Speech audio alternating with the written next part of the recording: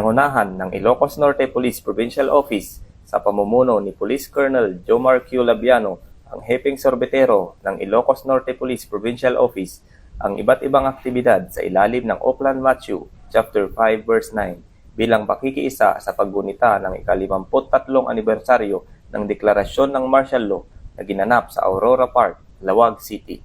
Ang nasabing inisyatibo ay nakabatay sa bersikulong biblikal na mapapalad ang mga gumagawa ng paraan para sa kapayapaan sapagkat sila ituturing na mga anak ng Diyos, at layong isulong ang pagkakaisa, kalusugan at aktibong pakikilahok ng komunidad sa mapayapang pamamaraan. Isinagawa ang mga aktibidad gaya ng Zumba exercise, feeding program, libreng sorbetes at lugaw, katuwang ang pamahalaang lungsod ng Lawag sa pamumuno ni Mayor James Brian Alcid. Meron ding libreng gupit, blood donation, libreng masahe, at nagsagawa din ng Sunday Service Mass na pinangunahan ni Pastor Jeffrey Tijada at namigay ng libreng Biblia. Nagpakitang gilas din ang Ilocos Norte Provincial Mobile Force Company sa kanilang silent drill performance. At nagbigay aliw naman ng live band performance ang Ilocos Norte PPO, katuwang ang 4th Marine Brigade Band kasama ang iba pang ahensya ng gobyerno.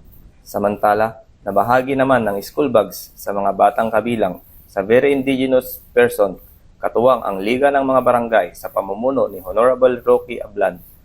Nakiisa sa aktibidad ang iba't ibang sektor gaya ng pamahalaang panlalawigan ng Ilocos Norte at pamahalaang lungsod ng Lawag, Armed Forces of the Philippines, 4th Marine Brigade, Bureau of Fire Protection at Philippine Coast Guard, mga police stations ng Ilocos Norte, mga mag-aaral ng criminology mula sa Data Center College of the Philippines at Northwestern University, Force Multipliers at Peacekeepers Riders of Ilocos Norte, KK.Dot Ilocandia at VIP Kids.